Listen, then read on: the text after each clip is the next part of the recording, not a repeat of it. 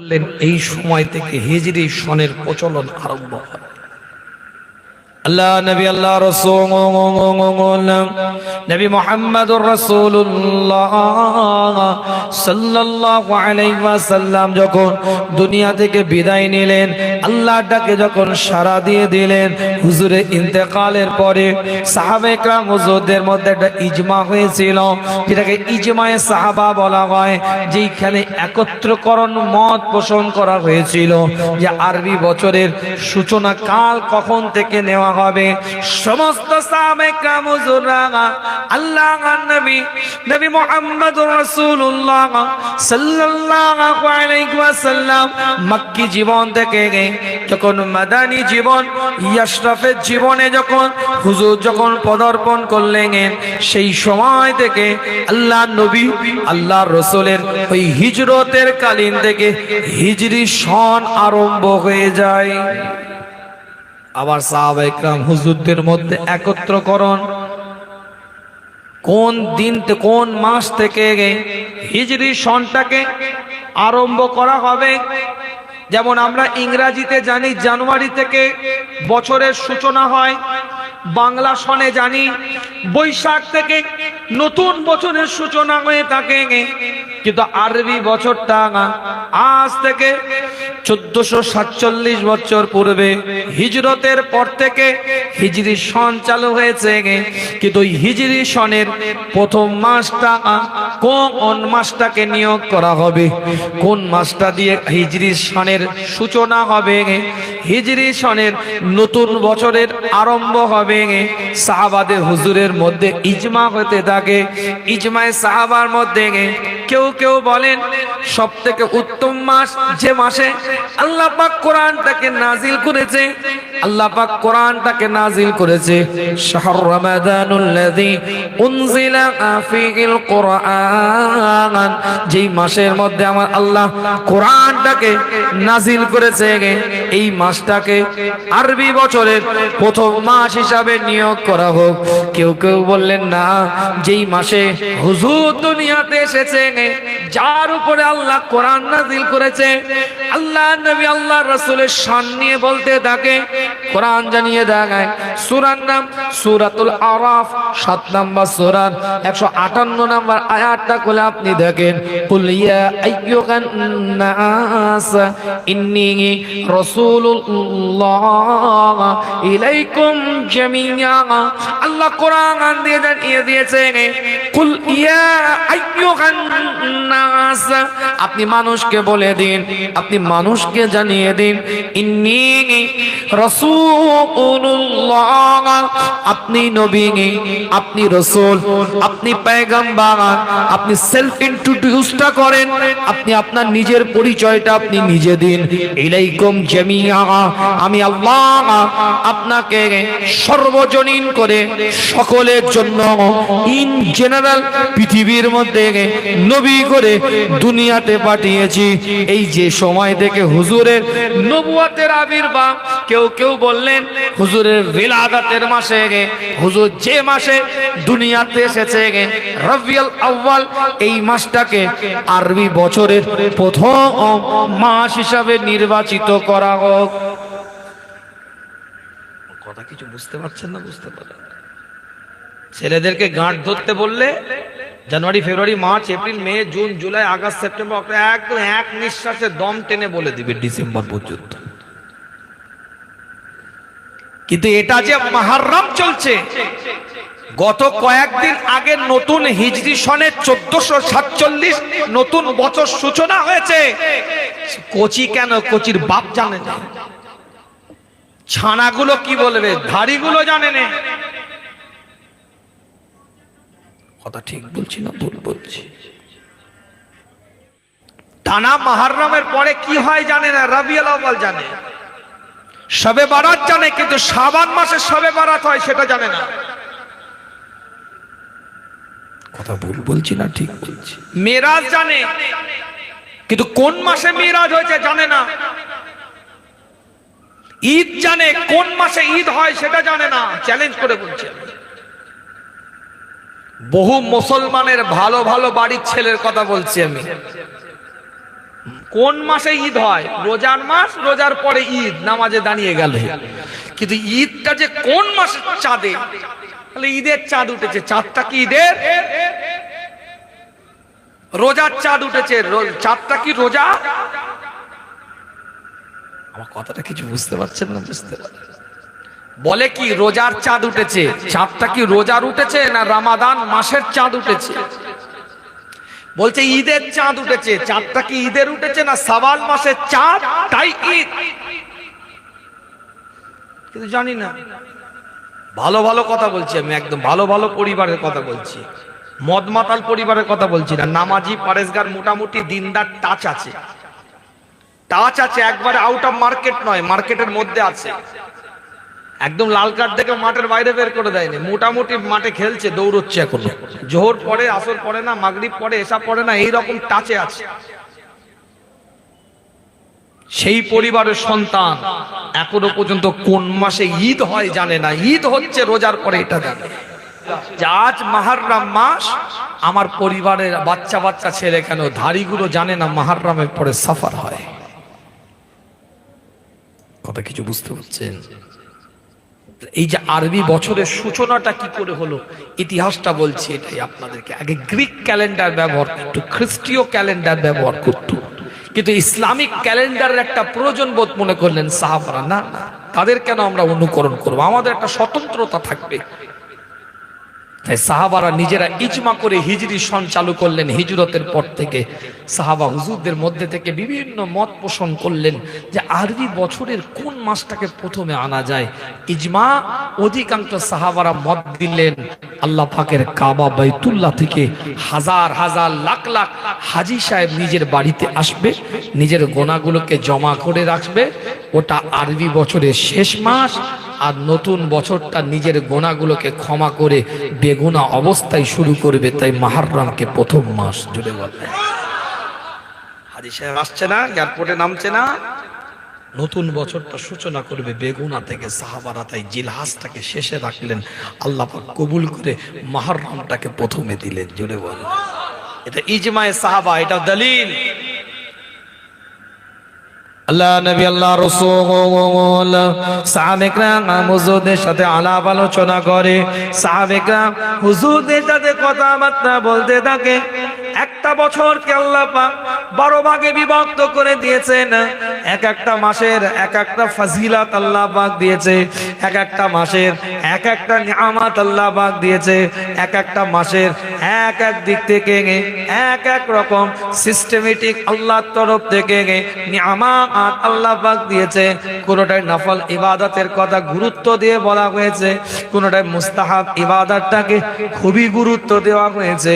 আবার এমনও মাস আছে যে মাসটার মধ্যে মুস্তাহাব ইবাদত আছে, অর্থাৎ নফল ইবাদত, সুন্নতে গায়র মুআক্কিদা, অর্থাৎ ইবাদত করলে সওয়াব হবে, না করলে কোনো গুনাহ নাই, এই রকম ইবাদত আছে।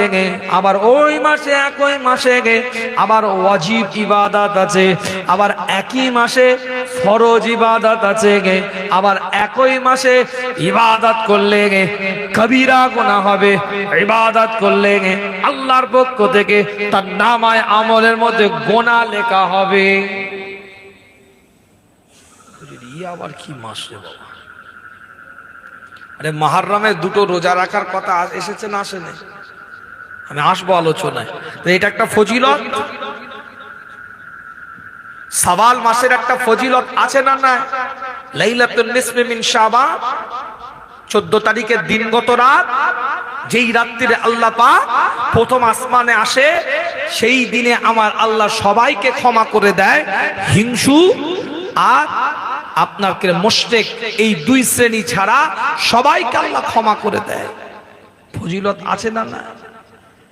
কিন্তু এমন একটা মাস আছে এই 12 মাসের মধ্যে, এই হিজরি সনের মধ্যে এমন একটা মাস আছে যেই মাসে নফল ইবাদত আছে, ফরজ ইবাদত আছে, ওয়াজিব ইবাদত আছে, আবার ইবাদত করলে গুনাহ হবে। হুজুর এই ওয়াজ তো জীবনে শুনিনি। ইবাদত করলে গুনাহ হবে মানে? একটা উদাহরণ দিচ্ছি আপনাদের। 24 ঘন্টার মধ্যে এমন কিছু সময় আছে যেই সময়টায় নামাজ আদায় করলে গুনাহ হয়, এটা জানেন? নিষিদ্ধ ওয়াক্ত আছে, এটা জানেন? জাওয়াল ওয়াক্ত আছে, এটা জানেন? সূর্য উদয় হয় যখন, অস্ত যায় যখন, আর মাথার উপরে যখন থাকে, এই সময় নামাজ পড়া নিষিদ্ধ। ওই সময় নামাজ পড়লে গুনাহ হবে। তাহলে ইবাদত করলে গুনাহ হবে। কেউ হাসপাকে গিয়েছে, হাজী সাহেব, এই জিলহাজ মাসের 9 তারিখে আরাফাত দিনে যদি রোজা, আপনার কি বলে, যদি কেউ মাগরিবের নামাজ আদায় করে আরাফাতে, যতক্ষণ দম না দেয় তার হাজ হবে না। ইচ্ছাকৃত মাগরিবের নামাজ আরাফার ময়দানে কাজা করতে হবে। মুজদালিফায় গিয়ে মাগরিব এশা একই আজানে একই একামাতে আদায় করতে হবে, এটা শরীয়তের বিধান। ওখানে নামাজ পড়া কাবিরা গুনাহ, ভালো করে বুঝবেন। আর জিলহাজ মাস, এই আগের যে মাসটা আমরা অতিক্রম করে আসলাম, এই মাসের প্রথম দিক থেকে যদি কেউ রোজা রাখতে আরম্ভ করে, আল্লাহ রসুল বলছেন তার পূর্ববর্তীর গুনাহগুলোকে আমি আল্লাহ মাফ করে দিই। যদি কেউ জিলহাজ মাসের 9 তারিখে আরাফাত দিনে রোজা রাখে, সিয়াম পালন করে, 1 বছর রোজা রাখার সমতুল্য সওয়াব আল্লাহ পাক দান করে দেয়। এটা নফল ইবাদত। আর জিলহাজ মাসের 9 তারিখে লব্বাইক আল্লাহুম্মা লব্বাইক তালবিয়া পাঠ করতে করতে দুটো কাপড় পরিধান করে সিলাইবিহীন আরাফা জমিনে যারা দাঁড়িয়ে আছে, আল্লাহ রসুল বলছেন যে আরাফায় গেল, মনের মধ্যে যদি প্রশ্ন রাখে আল্লাহ আমাকে কি মাফ করেছে, এই প্রশ্ন রাখবে যে সে হতভাগা ছাড়া আর কেউ নাই। তার মানে আরাফায় গেল, সে ক্ষমা পাবেই।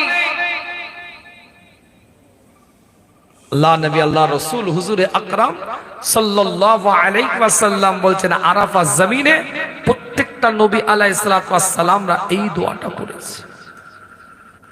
আল্লাহ নবী নবী মুহাম্মদ রাসূলুল্লাহ সাল্লাল্লাহু আলাইহি ওয়াসাল্লাম সাহাবায়ে কেরাম মওজুদের দিকে লক্ষ্য করে, সাহাবায়ে কেরাম মওজুদের দিকে তাকিয়ে এলান করে দিলেন, আরাফাত জমিনে যে নবী, যে রাসূল, যে পয়গম্বর যারাই দাঁড়িয়েছে তারা জবান দিয়ে এই দোয়া পড়েছে। হুজুরের পরে সমস্ত সাহাবারা, তাবিঈন, তাবে তাবিঈনরা সবাই এই দোয়া পড়েছে। লা ইলাহা ইল্লাল্লাহু ওয়াহদাহু লা শারীকা লাহু লাহুল মুলকু ওয়া লাহুল হামদু ওয়া হুয়া আলা কুল্লি শাইইন কাদির। আমি বলি না, মুস্তাফা জানিয়ে দেয়, আল্লাহ পাকে কোন বান্দা, আল্লাহ পাকে কোন বান্দি এই দোয়া যদি 100 বার করে তেলাওয়াত করতে পারে, 100 বার করে যদি পাঠ করতে পারে, ওই ব্যক্তিটা ওই দিনে পৃথিবীর মধ্যে সব থেকে বেশি আমলকারী ব্যক্তি হিসাবে আল্লাহর দরবারে তার নামটা লিপিবদ্ধ করে দেওয়া হবে। আরাফাত দিনে যে দাঁড়ালো, সে নিজেকে যদি মনে করে আল্লাহ কি আমাকে মাফ করেছে, এত গুনাহ করেছি, এত পাপ করেছি, তার মতন হতভাগা কেউ নাই। তাহলে এই মাসে কি হলো? নফল ইবাদত হলো, রোজা রাখলো। তারপরে কি হলো? ফরজ ইবাদত। বুনিয়ানুল ইসলাম আলা খামসিন, 5টা বুনিয়াতের মধ্যে একটা হাজ। এই মাসে সাহেবে নেসাব যে হবে, অর্থশালী যে হবে, যার আওকাত থাকবে, যে সমর্থক পারবে, অ্যাবিলিটি আছে হাজে যাওয়া, সে যাবে। আর ঠিক 10 তারিখ পড়বে, আরম্ভ হয়ে যাবে কি? কুরবানি। কুরবানি আল্লাহ কোরআনের মধ্যে জানিয়ে দিচ্ছে, ফালাম্মা বালাগা মা'উস সাআ ক্বালা ইয়া বুনাইয়া ইন্নী আরা ফিল মানামি আন্নী আযবাহুকা ফাআনজুরু মাযা তারা ক্বালা ইয়া আবা তিফআল মা তুমার সাতাজিদুনি ইনশাআল্লাহু মিনাস সাবিরিন। সূরা সাফফাত খুলে দেখেন, 102 নম্বর আয়াত, পরিষ্কার। আমি ওদিকে যাব না, আলোচনা ওটা নয়, আমি টাচ দেওয়ার জন্য কথাটা বলছি। সেই কুরবানি হুকুম আল্লাহ দিয়ে দিলেন, এটা ওয়াজিব একটা ইবাদত। ঠিক এই দিন থেকে কুরবানির দিন আর কুরবানির পরে 3 দিন, এই মাসের মধ্যে আবার কেউ যদি রোজা রাখে, তার রোজাটা হারাম হবে। কথাটা বোঝাতে পারছি না, বোঝাতে পারি। বছরে কদিন রোজা রাখা হারাম? জোরে বলে। ঈদের দিন, কুরবানির দিন, আর কুরবানির পরের 3 দিন। ওই মসজিদে দেখবেন ইমাম সাহেব সালাম ফিরাবার পরে বলে আল্লাহু আকবার, আল্লাহু আকবার, লা ইলাহা ইল্লাল্লাহ, ওয়াল্লাহু আকবার, আল্লাহু আকবার, ওয়ালিল্লাহিল হামদ। 9 তারিখ থেকে শুরু হয় আর 13 তারিখ আসর পর্যন্ত। ওই কুরবানির দিন, কুরবানির পরের 3 দিন, এই দিনগুলোই রোজা রাখা শরীয়তে হারাম করে দেওয়া হয়েছে। তাহলে রোজা রাখাটা হারাম, একটা ইবাদত হারাম হচ্ছে। কি আলোচনা বুঝতে পারছেন? প্রথমে বলেছি। আবার একই মাসে ইবাদত ফরজ, হাস, ইবাদত ওয়াজিব, আল্লাহর রাস্তায় যাওয়া করো, পশু কুরবানি করো, উৎসর্গ করো, ইবাদত নাফল, সিয়াম পালন করো। এটা হচ্ছে জিলহজ মাস, আর এটা মুহররম ঠিক পড়ে। আল্লাহ নবী নবী মুহাম্মদুর রাসূলুল্লাহ সাল্লাল্লাহু আলাইহি ওয়াসাল্লাম মক্কা জীবন থেকে, মক্কি জীবন থেকে হুজুর আমার কিতাবটা খুলে দেখেন 86 থেকে 89টা সূরা হুজুরের নাজিল হয়েছে। এই 13 বছরের জীবনে আল্লাহর নবী নবী মুহাম্মদুর রাসূলুল্লাহ সাল্লাল্লাহু আলাইহি ওয়াসাল্লাম যখন হিজরত করে মদিনাতুল মুনাওয়ারার দিকে রওনা দিলেন, এই লাস্ট 10 বছরে 25 থেকে 28টা সূরা নাজিল হয়েছে। আল্লাহর নবী নবী মুহাম্মদুর রাসূলুল্লাহ সাল্লাল্লাহু আলাইহি ওয়াসাল্লাম গোটা মক্কি জীবনের মধ্যে জীবনটা এমন ভাবে তৈরি করেছিলেন, এমন ভাবে জীবনটাকে প্রতিষ্ঠিত করেছিলেন। মক্কি জীবনে এত ভাবে, এত সুন্দরভাবে দাওয়াত দিয়েছিলেন, মানুষের কাছে ব্যাপক দাওয়াত পৌঁছালেও ঈমানের কালমাটা আল্লাহর নবী আল্লাহর রাসূলের হাতে হাত দিয়ে কম সংখ্যক মানুষ পড়েছিল। আল্লাহর নবী যখন মক্কি জীবনের মধ্যে 13 বছর দাওয়াত দিলেন, 89 থেকে 86টা সূরা আল্লাহ পাক নাজিল করলেন। 13 বছর দাওয়াত দেওয়ার পরে আল্লাহর নবী আল্লাহ আর রাসূলের হাতে হাত দিয়ে সাহাবায়ে কেরাম হুজুরা 400 জন ঈমানের কালমা পড়ে। হযরত ওমর ইবনে খাত্তাব রাদিয়াল্লাহু তাআলা আনহু যখন ঈমানের কালমাটা পড়লেন, আল্লাহর নবী নবী মুহাম্মদুর রাসূলুল্লাহ সাল্লাল্লাহু আলাইহি ওয়াসাল্লাম কাবার গিলাফটাকে ধরে আল্লাহর দরবারে দোয়া করলেন।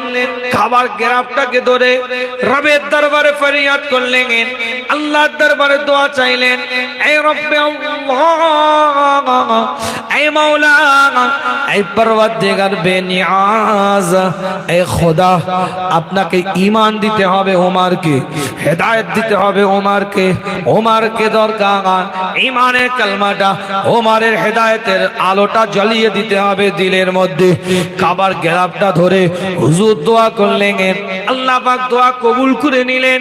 ঈমানের কালমাটা যখন ওমর ইবনে খাত্তাব পড়ে নিলেন, এত পাওয়ার, এত ক্ষমতা আল্লাহ পাক, ঈমানের নূরটা এতটা পাওয়ারফুল হযরত ওমর ইবনে খাত্তাবের দিলের মধ্যে আল্লাহ পাক ঢেলে দিয়েছিলেন। হযরত ওমর ইবনে খাত্তাব রাদিয়াল্লাহু তাআলা মুখে প্রকাশ করেন না, মুখ দিয়ে বলেন না, শুধু মনে মনে ভেবেছে আমার আল্লাহ কোরআনের 22টা আয়াতকে নাজিল করে দিয়েছে।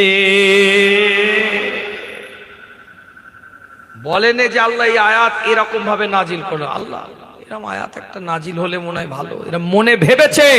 মুফাসসিরিনরা বলছে যে কোনো তাফসীরের কিতাব খুলে দেখে নেন, তাফসীরে জালালাইন, তাফসীরে মারিফুল কোরআন, তাফসীরে কুরতুবী, তাফসীরে বাইজাবি, তাফসীরে রুহুল বায়ান, তাফসীরে মানি, তাফসীরে কবীর, তাফসীরে কাসীর, তাফসীরে মাদারিক, তাফসীরে জারিদ তাবারি, কাদিমতম একটা তাফসীরের কিতাব, যে কোনো তাফসীরের কিতাব খুলে আপনি দেখে নেন, মনে মনে ভেবেছে আল্লাহ উমারের ভাবনায় কোরআনের 22টা আয়াতকে নাজিল করে দিয়েছে। নবী মুহাম্মদ রাসূলুল্লাহ সাল্লাল্লাহু আলাইহি ওয়াসাল্লামের উপরে যখন এই আয়াতটা নাযিল করে দিলেন আল্লাহ পাক, আল ইয়াউমা আকমালতু লাকুম দীনাকুম ওয়া আতমামতু আলাইকুম নি'মাতি ওয়া রাদিতু লাকুমুল ইসলাম দীনা। এই আয়াতটা যখন নাযিল হয়ে গেল, সমস্ত সাহাবারা আনন্দিত, সমস্ত সাহাবারা খুশিতে আত্মহারা হয়ে গেলেন, সমস্ত সাহাবারা আনন্দিত। আল্লাহ নবী আল্লাহ রসুলের উপরে আর নতুন করে কোন শরিয়াতের বিধান আসবে না। শরিয়াতের বিধান করার জন্য, শরিয়াতের আইন প্রযোজ্য করার জন্য আল্লাহর পক্ষ থেকে আর কোন দিক নির্দেশনা আসবে না, আর কোন হুকুম আসবে না। কেন? আল্লাহ কোরআন দিয়ে ডাইরেক্ট জানিয়ে দিচ্ছে, আমি আল্লাহ, আমি মাওলা, আমি পরওয়ারদিগার বেনিয়াজ, আমি খোদা। এই ইসলাম ধর্মটাকে পরিপূর্ণ করে দিলাম, যে নিয়ামতগুলোকে দান করলাম সেই নিয়ামতগুলোকে পরিপূর্ণ করে দিলাম। ও রাদিতু লাকুমুল ইসলাম দীনা, আর আমি আল্লাহ এই ইসলাম ধর্মটার উপরে খুশি হয়ে গেলাম। সাহাবা হুজুররা আনন্দিত, খুশি। শরীয়তের বিধান আর নতুন করে নাজিল হবে না। এই আয়াতটাও নাজিল হয়েছিল এই জিলহাজ মাসের 9 তারিখে। একটার পর একটা আলোচনা আপনাদের খেদমতে, কিন্তু কিতাবটা খুলে দেখেন, এই আয়াতটা নাজিল হওয়ার সঙ্গে সঙ্গে হযরত আবু বকর সিদ্দিক রাদিয়াল্লাহু তাআলা আনহুর চোখ দিয়ে পানির টোসাটা গড়িয়ে যাচ্ছে। চতুর্দিকে সাহাবায়ে কেরাম হুজুররা কাতারে কাতারে দাঁড়িয়ে আছে। সিদ্দিক আকবর রাদিয়াল্লাহু তাআলা আনহুর কাছে গিয়ে বলে, আপনি কেন রোনাজারি করেন? আপনার চোখ দিয়ে কেন পানির টোসা গড়িয়ে যায়? আপনি কেন কান্নাকাটি করেন? একটু আমাদেরকে বলেন। আজ তো আমাদের আনন্দের দিন, আজ তো আমাদের খুশির দিন। আজকে তো আপনি সব থেকে বেশি খুশি হবেন। আপনি তো ইসলামের জন্য সব থেকে জান প্রাণ অর্থ দিয়ে হুজুরের পাশে পাহাড়ের মতন দাঁড়িয়েছিলেন। আজ আপনি কাঁদেন কেন? আপনি তো সুখের সাথী, দুঃখের সাথী, সর্ব অবস্থার হুজুরের আপনি সঙ্গে, আপনি কেন কাঁদেন? সিদ্দিক আকবর রাদিয়াল্লাহু তাআলা আনহু বলেন, তোমরা যে আনন্দ করছো, এই আনন্দ করার পিছনে অবশ্যই তোমাদের কারণ আছে, কিন্তু তোমরা এই আয়াতের সঠিক বিশ্লেষণটা এখনো করতে পারো নাই। এই আয়াতের মধ্যে আমার রবের পক্ষ থেকে একটা বিশাল দিক নির্দেশনা আমাদের জন্য আল্লাহ দিয়েছে। তোমরা আনন্দ করছো, ইসলাম পরিপূর্ণ হয়ে গেছে, আল্লাহ রহমতও পরিপূর্ণ করে দিয়েছে, আল্লাহ এই ধর্মের উপরে খুশি হয়ে গেছে। এটা তো যে কেউ আনন্দ করবে, আনন্দ করারই আয়াত, কিন্তু এর ভিতরে আভ্যন্তরীণ একটা বিষয় লুকিয়ে আছে। সমস্ত সাহাবায়ে কেরাম হুজুররা চাতক পাখির ন্যায় তাকিয়ে আছেন। হযরত আবু বকর সিদ্দিক রাদিয়াল্লাহু তাআলা আনহু প্রবীণতম একজন সাহাবা, আল্লাহ নবী আল্লাহ রাসূলের ওই সাহাবা হযরত আবু বকর সিদ্দিক রাদিয়াল্লাহু তাআলা আনহু কি বলেন এটা শোনার জন্য দৃষ্টির দিকে তাকিয়ে আছে। কি বলতে থাকেন তিনি? কিতাবের riwayতের মধ্যে পাওয়া যায়, সিদ্দিক আকবর রাদিয়াল্লাহু তাআলা আনহু বলছেন, শোনো, ইসলাম পরিপূর্ণতা করার জন্য নয়, আল্লাহ পাক আমার রাসূলকে দুনিয়াতে পাঠিয়েছিলেন ইসলাম পরিপূর্ণ হবে। এটাই হুজুরের মিশন ছিল, এটাই হুজুরের ভিশন ছিল। ইসলামটাকে পূর্ণাঙ্গ করে দিবে, শরীয়তটাকে পূর্ণাঙ্গ করে দিবে, দ্বীনকে পূর্ণাঙ্গ করে দিবে। এই জন্য আল্লাহ পাক শেষ নবী, আখিরি নবী, খাতামান নবী দিন করে আমার রাসূলকে আল্লাহ পাক দুনিয়ার মধ্যে পাঠিয়েছিলেন। যদি ইসলাম পূর্ণাঙ্গতা পেয়ে যায়, ইসলাম যদি পরিপূর্ণ হয়ে যায়, নতুন করে যদি আর কোন আয়াত, আর কোন হুকুম, আর কোন বিধান আমার হুজুরের উপরে নাজিল না হয়, যদি এটাই কমপ্লিটনেস এনে দেওয়া হয় আল্লাহর পক্ষ থেকে, তাহলে এর দ্বারাই এটা পরিষ্কার হয়ে যায় আমার হুজুর আর আমাদের মাঝে দুনিয়াতে বেশি দিন আর থাকবে না। আবু বকর এই জন্য টানছি, কেন হুজুরের কাজ শেষ, হুজুর তো এটা কমপ্লিট করার জন্য এসেছেন। আর আল্লাহ যদি ডিক্লেয়ার দেয় ইসলাম পরিপূর্ণ হয়ে গেছে, তাহলে যে কাজটা করার জন্য হুজুরকে আল্লাহ পাঠিয়েছিলেন সেই কাজই যদি হয়ে যায়, আমি আবু বকর আমি মনে করি আমার দূরদর্শিতা, আমার চিন্তা, আমার চেতনা, আমার ভাবনা, হুজুর আর দুনিয়াতে আমাদের মাঝে বেশি থাকবে না। কারণ শরীয়ত তো পূর্ণাঙ্গতা পেয়ে গেছে, পূর্ণাঙ্গতা পাওয়ানোর জন্যই তো রাসূলকে আল্লাহ দুনিয়াতে পাঠিয়েছিলেন। এইটাই হচ্ছে কোরআন শরীফের সব থেকে নাজিলকৃত শেষ আয়াত।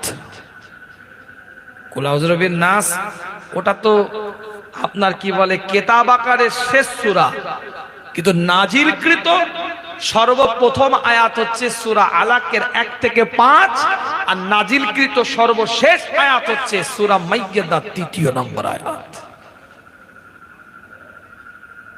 হযরত আবু বকর সিদ্দিক রাদিয়াল্লাহু তাআলা আনহুকে সমস্ত সাহাবারা সেদিনে জিজ্ঞেস করেছিল, আজ আপনি এত আনন্দের দিনেও কাঁদছেন, আপনার দূরদর্শিতায় আমরা ফেল হয়ে গেলাম, হেরে গেলাম, তাহলে আপনি আনন্দ করেছিলেন কোন দিন? তো আমরা সবাই আনন্দ করছি, তাও আপনি কাঁদছেন। ওটা আজকে আমাদের জন্য ঈদের দিন। তাফসীরে এসেছে, দেখবেন কেতাব, আমি তো বেশি ডিটেলসে যেতে পারছি না, আলোচনা ওদিকে পড়ে আছে। হিজরতের পর থেকে মুহররমের ফজিলতের আলোচনায় যাব। কি বললেন হাদিসটাই, হুজুর এইদিকে যাব কিন্তু এখানেই তো রয়ে যাচ্ছে, আগাতে হবে তো, একদম শর্টকাট টেনে নিয়ে যাচ্ছি আপনাদের খেদমতে। এই আয়াতের তাফসীরে এসেছে, বড় বড় তাফসীরে এসেছে যে এই আয়াতটা নাজিল হওয়ার কারণে সাহাবারা 2 দিন ঈদ বানিয়েছে।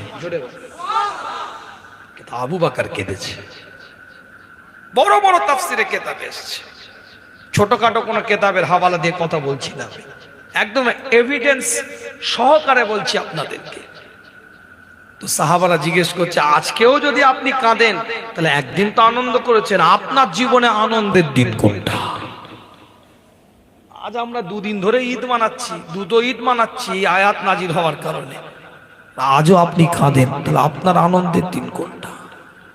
আল্লাহ নবী মুহাম্মদ রাসূলুল্লাহ সাল্লাল্লাহু আলাইহি ওয়াসাল্লাম এর সাহাবা হযরত আবু বকর সিদ্দিক রাদিয়াল্লাহু তাআলা আনহু ওই দিন সাহাবায়ে কেরাম হুজুরের দিকে তাকিয়ে বলেছিলেন, সাহাবায়ে কেরাম হুজুরের দিকে লক্ষ্য করে বলে, আমি হিজরত করে হুজুরের সঙ্গী হয়ে যখন মক্কা শরীফ থেকে মদিনা শরীফের দিকে রওনা দিলাম, মক্কাতুল মুকাররমা থেকে মদিনাতুল মুনাওয়ারার দিকে যখন হাঁটতে আরম্ভ করলাম, হুজুরের চেহারাটার দিকে তাকিয়ে আমার মনে হলো হুজুরকে খুব তৃষ্ণা পেয়েছে, হুজুর খুব পিপাসিত, ক্লান্ত।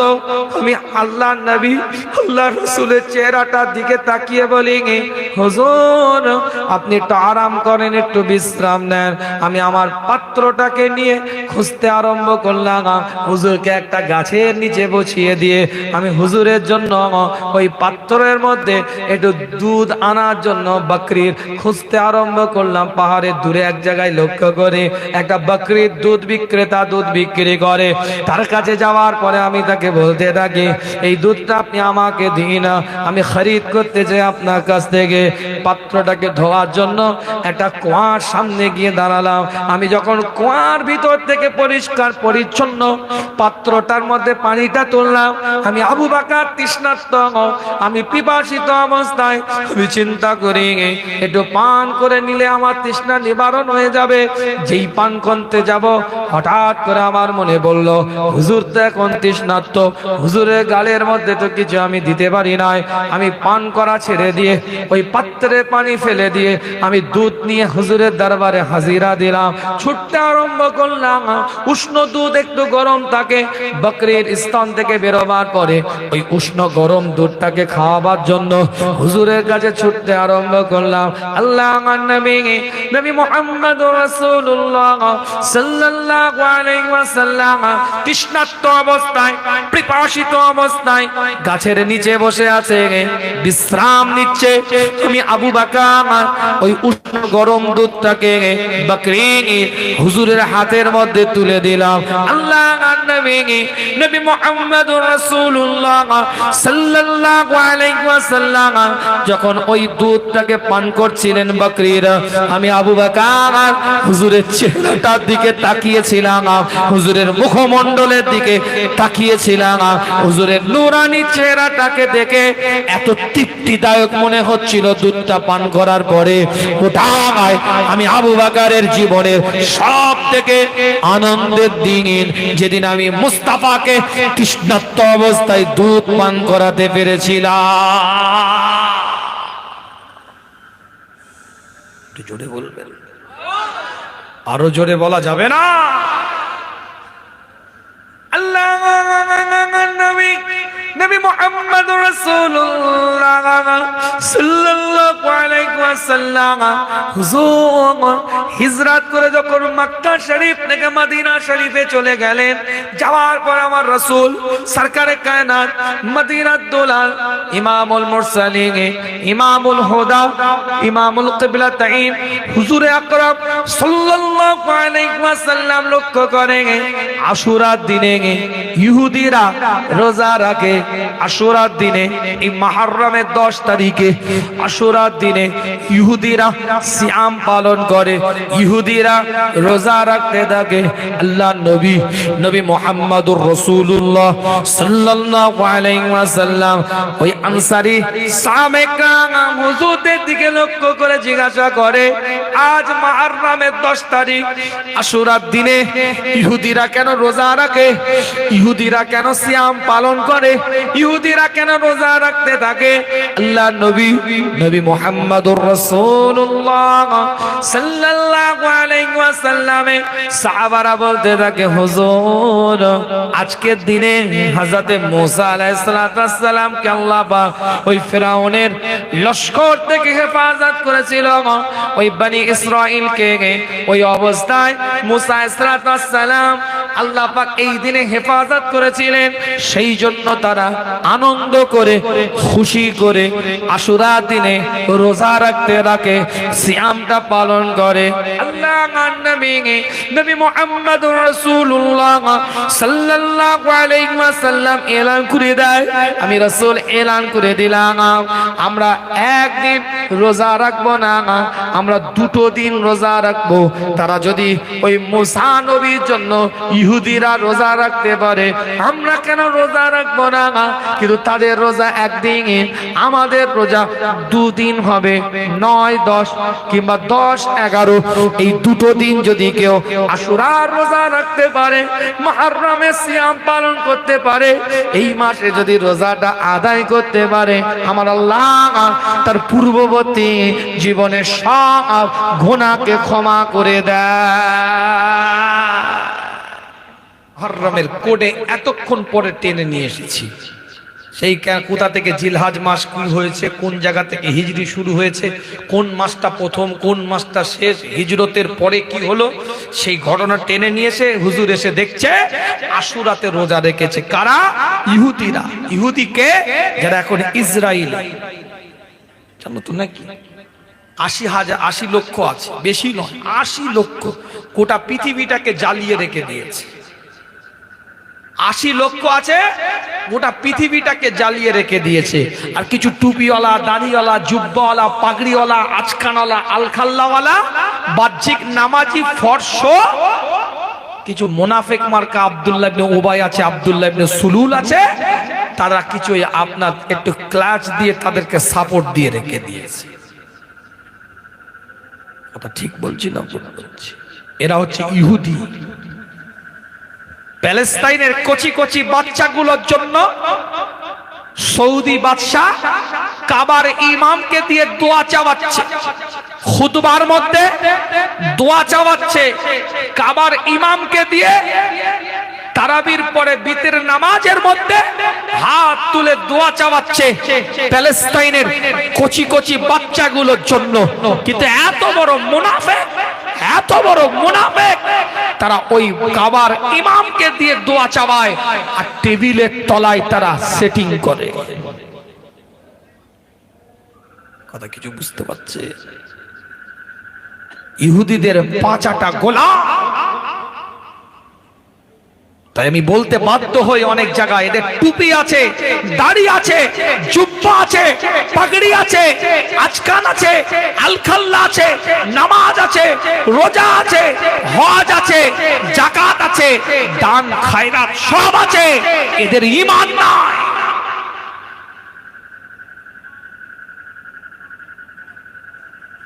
যাক, আলোচনা ওদিকে নয়, এটা ইহুদি কারা একটু বোঝাতে গিয়ে বললাম। এই ইহুদিরা সিয়াম পালন করছে, হুজুর বলছে কেন ওরা রোজা রাখে? আল্লাহ নবী আল্লাহ রসুল বলছেন ও আমরাও রোজা রাখবো, কিন্তু পার্থক্য থাকবে। থাকবে পার্থক্য থাকবে, বুঝতে পারছেন? ওরা একদিন রাখে, আমরা দুটো দিন রোজা রাখবো, 9, 10 কিংবা 10, 11। আল্লাহ নবী আল্লাহ রাসূল সাহাবে کرام হুজুরদের সাথে আলাপ আলোচনা করতে থাকে। সাহাবে کرام হুজুরদের দিকে লক্ষ্য করে এক একটা ফজিলতের কথা হুজুর বলতে থাকে, এক একটা নিয়ামতের কথা আল্লাহ রাসূল এলান করে দিতে থাকে। মুহররম মাসের কি অবস্থা ছোট্ট করে টুকটুক করে আলোচনা করেছি। হিজরি সনটা কিভাবে আরম্ভ হয়েছে টুকটুক করে আলোচনাটাকে বোঝাবার চেষ্টা করেছি আপনাদের খেদমতে। আশুরা দিনটা গুরুত্বপূর্ণ একটা দিন, সামনে মুহররমের আশুরা দিনটা একটা নিয়ামতের দিন। হুজুর সাহাবাদেরকে বিভিন্ন গুরুত্ব নিয়ামতের কথা বলতে থাকে। কিতাবটা খুলে দেখেন, এই আশুরার দিনে আপনার মুহররমের 10 তারিখে হযরত আদম আলাইহিস সালামের স্ট্রাকচারটাকে আল্লাহ পাক তৈরি করেছিলেন। ইন্নী জাইলুন ফিল আরদি খলিফা ক্বালু আতাজআলু ফিহা মান ইউফসিদু ফিহা ওয়া ইউশফিকু দিমা নাহনু নুসাব্বিহু বিহামদিকা ওয়া নুকাদ্দিসু লাক ইলা আখিরিল আয়া। কিতাবটা খুলে দেখেন, ছোট্ট করে বলে দিয়ে যে আপনাদের খেদমতে আমার আল্লাহ হযরত আদম আলাইহিস সালামের স্ট্রাকচারটাকে আশুরা 10 তারিখে মুহররমের 10 তারিখে আশুরা দিনে আল্লাহ পাক বানিয়েছিলেন। হযরত আদম আলাইহিস সালামকে 39 দিন গামের বর্ষণ ওই মাটির উপরে করার পরে, গামের বর্ষণ ওই স্ট্রাকচারের উপরে দেওয়ার পরে, একদিন আনন্দের বৃষ্টি দেওয়ার পরে আমার আল্লাহ হযরত আদম আলাইহিস সালামের শরীরটার মধ্যে রূহটা ফুঁকে দিয়েছিলেন। যেদিন রূহটা ফুঁকেছিলেন সেই দিনটাও এই আশুরা দিন ছিল। মুহররমের 10 তারিখ হযরত আদম আলাইহিস সালামকে জান্নাতের মধ্যে প্রবেশ করলেন আশুরার দিনে। জান্নাতের মধ্যে একা আদম, আমার আল্লাহ চিন্তা করলেন আদমের একটা স্ত্রীর দরকার, একটা সঙ্গিনীর দরকার। সঙ্গে সঙ্গে বাম পাজরের হাত দিয়ে হযরত হাওয়া আলাইহিস সালামকে আল্লাহ পাক তৈরি করলেন আশুরার দিনে মুহররমের 10 তারিখে। যেদিন আল্লাহর হুকুম হয়ে গেল গন্ধম ফল খাওয়া যাবে না, কিন্তু শয়তানের প্ররোচনায় যেদিন হযরত আদম আলাইহিস সালাম লজ্জিত করে ফেললেন, দুনিয়ার মধ্যে আল্লাহ পাক পাঠিয়ে দিলেন, ফিরিয়ে দিলেন, দুনিয়াতে পাঠিয়ে দিলেন। সেই দিনটা আশুরার দিন মুহররমের 10 তারিখে ছিল। হযরত নূহ আলাইহিস সালামের যেদিন জুদি নামক পর্বতের সাথে পাহাড়টা গিয়ে লাগে, আপনার পাহাড়টার সাথে যেদিন ওই নৌকাটা গিয়ে লাগে, কিস্তিটা গিয়ে লেগে যায়, সেই দিনটায় ওই আল্লাহ পাক আশুরার 10 তারিখ, আশুরার দিন মুহররমের 10 তারিখ আল্লাহ পাক হযরত আইয়ুব আলাইহিস সালামকে কুষ্ঠব্যাধি থেকে হেফাজত করেছিলেন। ওই দিনটা আমার আল্লাহ পাক আশুরার দিনে মুহররমের 10 তারিখে হযরত ইউসুফ আলাইহিস সালামের সাথে আল্লাহ পাক হযরত ইয়াকুব আলাইহিস সালামের সাক্ষাৎ ঘটিয়েছিলেন, মিলন করেছিলেন, আবার সন্তানকে পেয়েছিলেন। যেদিন হযরত ইয়াকুব আলাইহিস সালাম, সেই দিনটা আশুরার দিন ছিল মুহররমের 10 তারিখ। আল্লাহ পাক এই দিনে হযরত ইদ্রিস আলাইহিস সালামকে হেফাজত করেছিলেন। হযরত ইউনূস আলাইহিস সালাম মাছের পেটের মধ্যে লা ইলাহা ইল্লা আনতা সুবহানাকা ইন্নী কুনতু মিনাজ জালিমিন, মাছের পেটের মধ্যে কেউ নাই, একা ইউনূস মাছের পেটের মধ্যে রবের কাছে দোয়া চাইলেন, রবের কাছে ফরিয়াদ করলেন, রবের কাছে দোয়াটা মাংলেন। আল্লাহ পাক এলান করে দিলেন, মাছকে হুকুম করে দিলেন, মাছ তুই ভক্ষণ করেছিস, গিলেছিস ঠিকই, হজম করার ক্ষমতা আমি আল্লাহ দেব না, হজম তুমি করতে পারবে না, আমি আল্লাহ অর্ডার করে দিলাম। মাছ ওই অবস্থায় আল্লাহর নবী ইউনূস আলাইহিস সালামের দোয়াটাকে কবুল করেছিলেন, আল্লাহ পাক হেফাজত করে আবার পারে তুলে দিয়েছিলেন। সেই দিনটাও আশুরার দিন ছিল, মুহররমের 10 তারিখে ছিল। तमाम বিশ্বটা তাবাহ হয়ে যাবে, ধ্বংস হয়ে যাবে। ঈসা নবী দুনিয়াতে আসবে আশুরার দিনে, মুহররমের 10 তারিখে জুমার দিন হবে। আল্লাহ নবী হযরত ঈসা আলাইহিস সালামকে যেদিন আল্লাহ পাক দুনিয়া থেকে আসমানে উঠিয়ে নিয়েছিলেন, সেই দিনটা আশুরার দিন ছিল, মুহররমের 10 তারিখ। আল্লাহর পক্ষ থেকে যেদিনে तमाम বিশ্বটা তাবাহ হয়ে যাবে। ইযা যুলজিলাতিল আরদু জিলজালাহা হুররিকাত লিকিয়ামিন সাআতি, যেদিন কিয়ামতটা সংঘটিত হবে, तमाम বিশ্বটা তাবাহ হয়ে যাবে, ধ্বংস হয়ে যাবে। সেটাও আশুরার দিন থাকবে, মুহররমের 10 তারিখে। কিতাবটা খুলে দেখেন, আমার আল্লাহ, আমার মাওলা, আমার পরওয়ারদিগার বেনিয়াজ বিচারের দিনটাও আশুরার দিনে করবে। আমার আল্লাহ, আমার মাওলা, আমার পরওয়ারদিগার ইসরাফিল আলাইহিস সালামকে সিংহার মধ্যে ফুঁকটা দিতে বলবে। সেটাও আশুরার দিন, মুহররমের 10 তারিখের মধ্যে হবে। দুঃখজনক হলেও সত্য, ব্যথাদায়ক হলেও সত্য। আমার আল্লাহ, আমার মাওলা নিয়ামত দিয়েছিলেন আমার রাসূলকে, হুজুরকে নিয়ামত হিসাবে ইমাম হাসান, ইমাম হুসাইন রাদিয়াল্লাহু তাআলা আনহুমাদেরকে দিয়েছিলেন। দুঃখজনক হলেও সত্য, যেই দিনটাতে আমার রাসূলের কলিজার টুকরা ইমাম হুসাইনকে শহীদ হতে হয়েছিল, সেই দিনটাও আশুরার দিন ছিল, মুহররমের 10 তারিখ ছিল। এটাও কাকতালীয় ভাবে কষ্টদায়ক, বেদনাদায়ক, পৃথিবীর মধ্যে সবথেকে ঈমানদারদের জন্য কষ্টদায়ক বেদনা। যেদিন ইমাম হুসাইন রাদিয়াল্লাহু তাআলা আনহু শহীদ হয়ে যাচ্ছে, বাইহাকির রিওয়ায়াত বলছি, তাবরানী রিওয়ায়াত করেছে, বাইহাকির রিওয়ায়াত বলছি, তাবরানী রিওয়ায়াত করেছে, ইমাম হুসাইন রাদিয়াল্লাহু তাআলা আনহু যেদিন কারবালার ময়দানে শহীদ হয়ে গিয়েছে, এমন কি যে জায়গায় আজকে বাইতুল মুকাদ্দাস, এই বাইতুল মুকাদ্দাস, এই জেরুজালেমের মধ্যে যে পাত্রটাকে তোলা হয়েছে, কোন ঢাকা পাত্র যদি তোলা হয়েছে, কোন পাথরকে সরিয়ে আর এক জায়গায় যদি নেওয়া হয়েছে মাটি থেকে, যে দিনটাতে ইমাম হুসাইন রাদিয়াল্লাহু তাআলা আনহু শহীদ হয়েছে, ইমাম তাবরানী রিওয়ায়াত করছে, ইমাম হাইসামি রিওয়ায়াত করছে, সেই দিনে যত পাথর স্থানান্তর করা হয়েছে, যত ঢাকনাওয়ালা পাত্রকে উন্মুক্ত করা হয়েছে, সমস্ত পাত্রের রক্তের লাল চিহ্ন দেখা গেছে, সমস্ত পাথরের তলায় রক্তের লাল চিহ্ন অনুভব করা গেছে। এমনকি জেরুজালেম, বাইতুল মুকাদ্দাস পর্যন্ত। আল্লাহ পাক কবুল করে। সত্য হলেও মেনে নিতে হবে, সত্য মেনে নিতে হবে। কে কে আঘাত করেছে, কে কষ্ট দিয়েছে? ইহুদির বাচ্চা, নাসারার বাচ্চা, কোন কাফেরের বাচ্চা, কোন মুশরিকের বাচ্চা, কোন বেদিনের বাচ্চা? ইয়াজিদের খেমাতেও সেদিন আজান হয়েছে, খুতবা হয়েছে, নামাজ হয়েছে।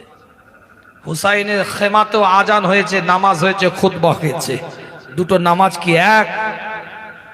টুপিওয়ালা, দাড়িওয়ালা, জুব্বাওয়ালা, পাগড়িওয়ালা তাদের খেমাতেও বসেছিল, হুসাইনের খেমাতেও 72 জনের মধ্যে টুপিওয়ালা, দাড়িওয়ালা, জুব্বাওয়ালা, আজকানওয়ালা বসেছিল। দুটো টুপিওয়ালা, দাড়িওয়ালা, জুব্বাওয়ালা কি এক? যেমন বিগত দিন এক নয়, লেবাসদারি, ইউনিফর্মদারি, পোশাকদারি, জার্সি পরে ঘুরে বেরিয়েছে, আজও আপনাকে চুনে নিতে হবে, আজও আপনাকে যাচাই করতে হবে। এরম লেবাসদারি, ইউনিফর্মদারি, পোশাকদারি ঘুরে বেড়াচ্ছে।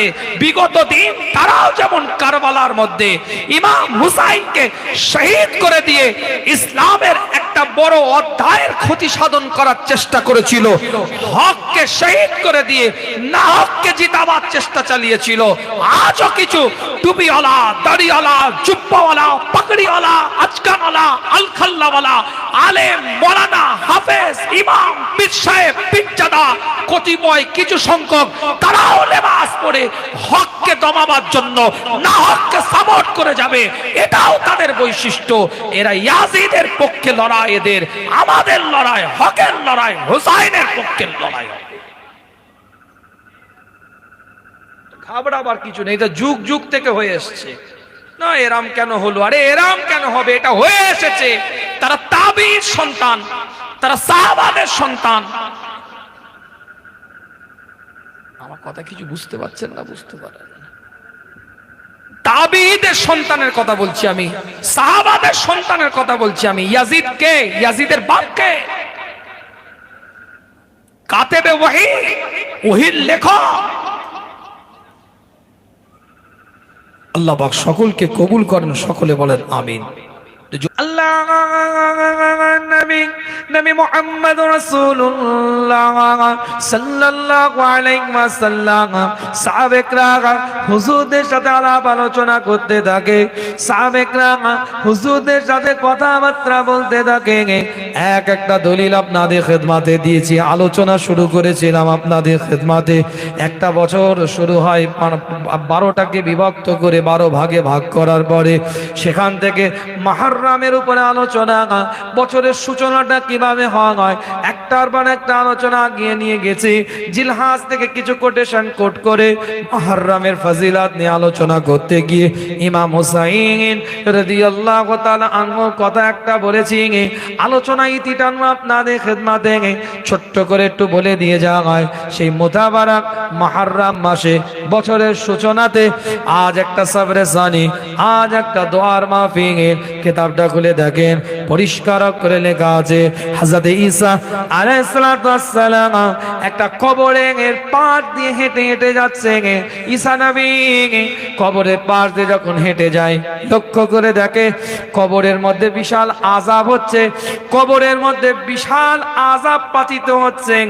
আবার ঈসা আলাইহিস সালাতু ওয়াস সালাম যখন ওই কবরের পাশ দিয়ে হেঁটে হেঁটে ফিরে আসছে, লক্ষ্য করে দেখে আমার আল্লাহ ওই কবরের মধ্যে একটা জান্নাতের টুকরা বানিয়ে দিয়েছে।